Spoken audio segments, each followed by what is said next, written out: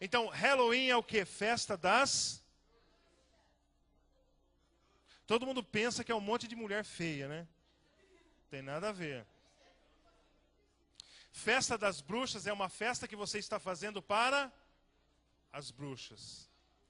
Então vem cá, ó, acompanha o raciocínio aqui comigo. Gente, eu preciso que vocês prestem atenção para acompanhar o raciocínio aqui comigo. O que é bruxa? Eu pesquisei na internet e hoje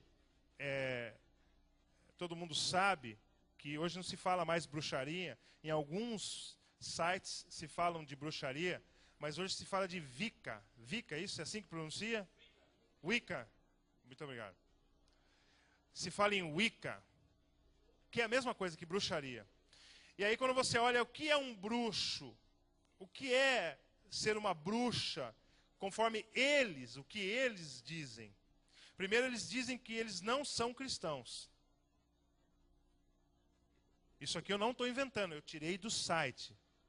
Eles dizem que não são cristãos. Embora não sejamos cristãos, nada temos contra os cristãos e blá, blá, blá, blá, blá, blá, blá, blá, blá. Então, em primeiro lugar, ser bruxo ou bruxa significa que não é cristão. Primeira coisa, isso eles dizem aqui.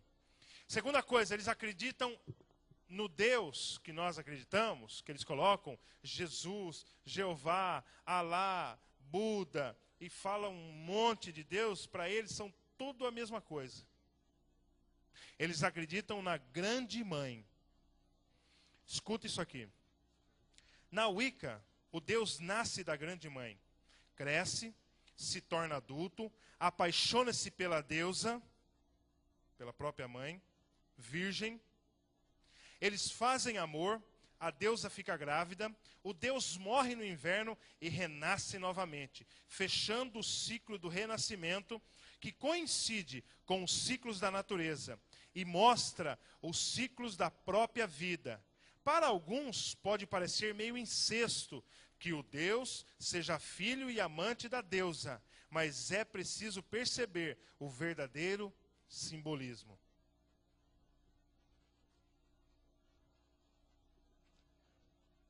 Eu não conheço outra palavra do que nojento. Se alguém sabe uma outra, desculpa. Eles mesmos disseram, isso pode parecer incesto, mas não é. É uma representação do ciclo da vida. Todo mundo sabe que a palavra de Deus diz que o homem está destinado a morrer uma só vez. E eles explicam muito o que é a religião de bruxaria. Eles dizem que todas as bruxas têm que fazer e devem fazer feitiços, tanto para o bem quanto para o mal. Não sei se tem feitiço para o bem, mas eles assim o colocam. Só mais uma coisinha aqui só. Agora nós temos que entender uma coisa. Vou usar o argumento aqui. Ser luz nas trevas é uma coisa. Participar das trevas é outra coisa. Então entendam. Você deve ter um amigo ou uma amiga que fala para você que vai na festa tal, rave, festa do peão, e seja lá o que for lá que vai aí fora. Tem gente que gosta, né? Gosto não se discute, se lamenta, né? Por isso tem um monte de corintiano por aí. Desculpa, eu falei de novo. Brincadeira, gente. Mas veja, olha só. Se você tem um amigo que gosta de ir em festa, se você tem uma amiga que gosta de participar e de fazer algumas coisas que a Bíblia condena, a minha pergunta que na minha cabeça aqui vem é, por que você tem que ir lá na festa para evangelizar essa pessoa que estuda com você, trabalha com você, é seu vizinho? Por que você tem que ir lá na festa para evangelizar essa pessoa? Por que você não pode evangelizar essa pessoa na rua? Num balcão de lanchonete? Num supermercado? Por que a gente tem que dar desculpas? Gente, ó, Por que a gente tem que dar desculpas que a gente está falando de Jesus na festa? E a gente não pode falar de Jesus no supermercado, em qualquer outro lugar que você vai. Então é muito fácil a gente argumentar, e nós ouvimos muito isso. Ah, mas eu tô lá. Quando eu me converti, bem no comecinho da minha conversão, eu ouvi uma pessoa dizendo que ela ia em boate, em festas, para falar de Jesus. Vi alguém lá nos cantos e falar de Jesus. Aquilo fez um nó na minha cabeça. Mas um dia eu pensei, falei, mas espera aí, eu já fui muito lá dentro. E você não consegue falar. Imagina, você está lá numa festa lá, e aí? Ô, Jesus te ama. O nego vai falar, pô, esse cara tá louco, né? Tomou umas bolinhas, o nego não é possível. Não é? Não faz sentido. Não combina. Não combina. Imagina você aqui, ó, pegando o Xandão, no meio da torcida da Ponte Preta. Combina? Não combina. Mas, gente, olha aqui. Olha o que a palavra de Deus diz, gente. Olha aqui. Eu fiz uma brincadeira para chamar a atenção de vocês, mas preste atenção. A palavra de Deus, ela condena veementemente. Mente. Aqui, ó. Ela condena a necromancia, a bruxaria, a quiromancia. Em Levíticos 19:31 diz assim: Não vos vireis para os adivinhadores e encantadores. Não os busqueis, contaminando-vos com ele. Eu sou o Senhor, vosso Deus. Capítulo 20, versículo 6.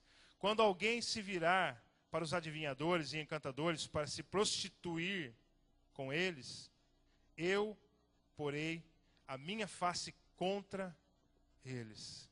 Êxodo 22:18, Deus falando: a feiticeira não deixarás viver.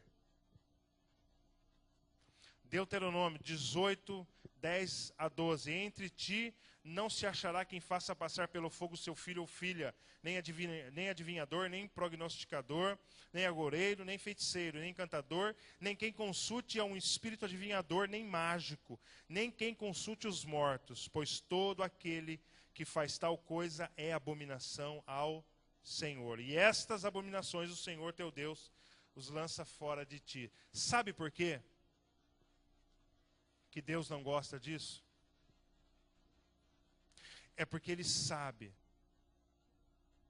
que o Espírito que se manifesta não tem nada a ver com Ele.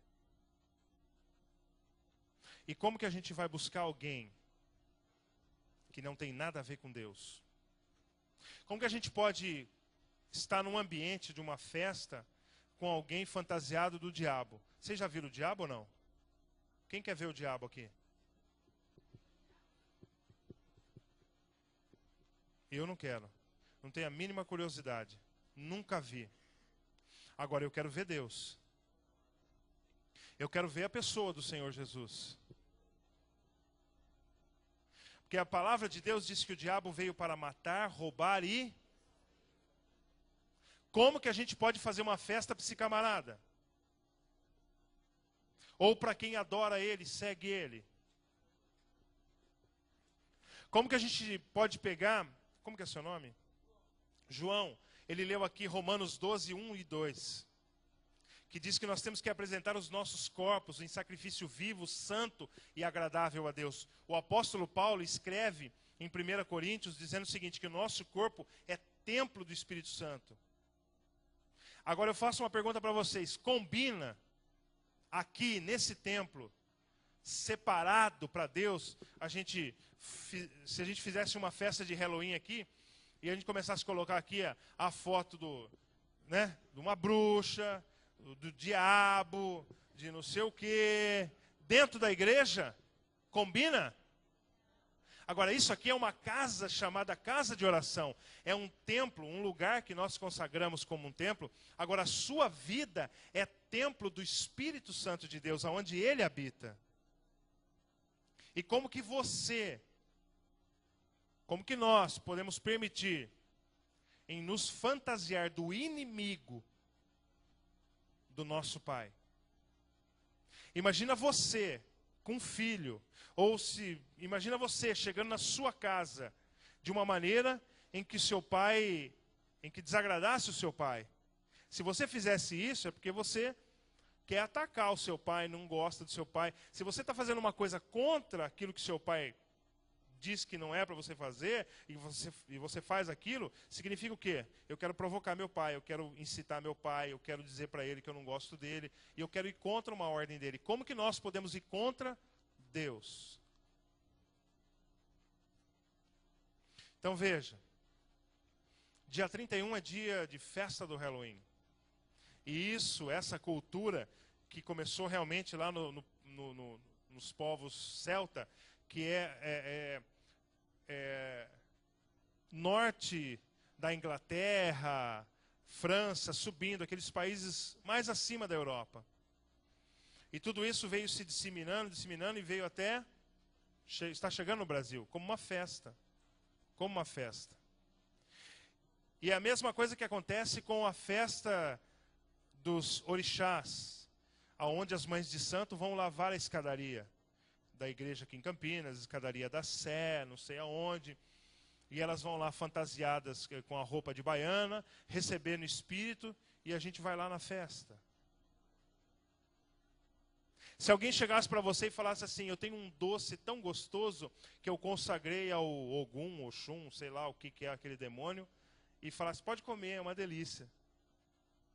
Percebe que algumas coisas a gente olha com uma perspectiva de um lado da história, mas a gente tem que aprender a olhar do outro lado. Nós temos que aprender que a fé, ela também mexe com a razão. Nós temos que aprender que a nossa fé, ela vem daqui também, da razão.